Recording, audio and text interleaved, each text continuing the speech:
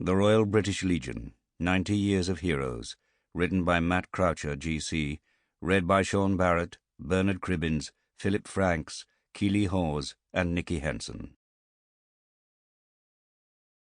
Chapter 1 1921 to 1930 Foundation and Early Steps. The Great War had inflicted death and suffering on a grand scale on those who participated in it. The unparalleled level of mobilization led to matching numbers of casualties, and the government of the day was overwhelmed by the task of trying to provide for those who had been afflicted. There was a clear need for an organization to represent the voices of those left widowed or disabled by the war to end all wars. Even before the end of the Great War, efforts were underway to provide a voice for those who had served in the British Armed Forces. In fact, 3 completely separate organizations had formed by the end of 1917. The National Association of Discharged Sailors and Soldiers, founded in Blackburn in 1916 and loosely affiliated with the trades union movement and the Labour Party. The National Federation of Discharged and Demobilised Sailors and Soldiers, based in London and with links to the Liberal Party, and the Comrades of the Great War, a non-political organisation that nonetheless had extensive links with the establishment of the day.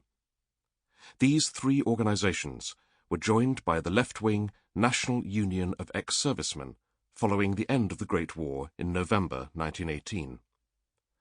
A number of efforts were made to unite these disparate groups, but it was not until the foundation of the United Services Fund, containing some £7 million in canteen profits from the war, that they managed to combine in order to ensure the fair distribution of the fund throughout the country.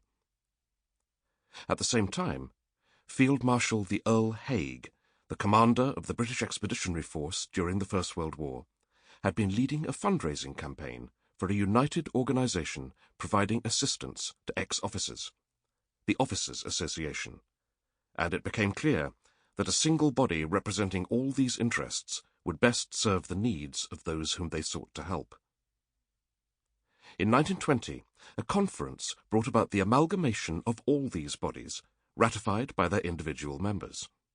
On the 14th of May, 1921, the new unified organisation was founded under the name the British Legion, with the Prince of Wales as its patron and Earl Haig as its first president. The Legion had much to do.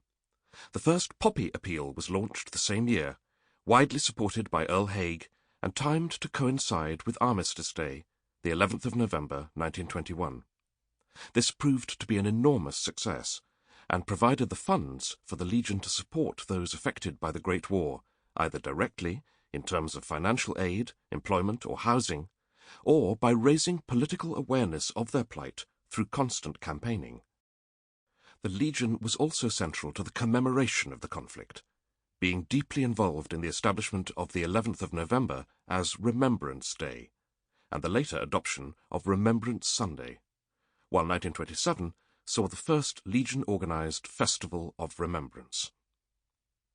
With the passing of Earl Haig in 1928, the Legion played a central role in his funeral.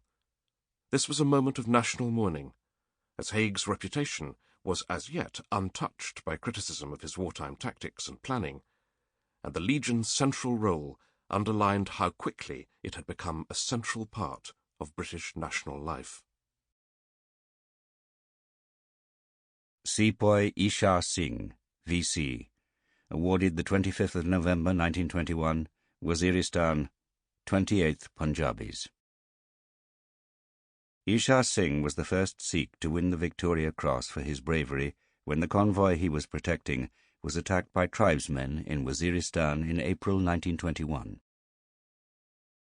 Waziristan had been the scene of a revolt against British rule from 1919 to 1920.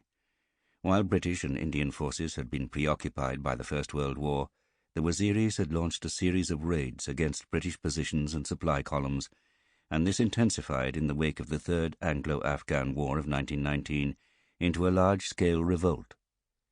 Although this rebellion had been largely put down by the end of 1920, there were still a number of raids throughout 1921, and it was in one of these that Ishar Singh won his VC.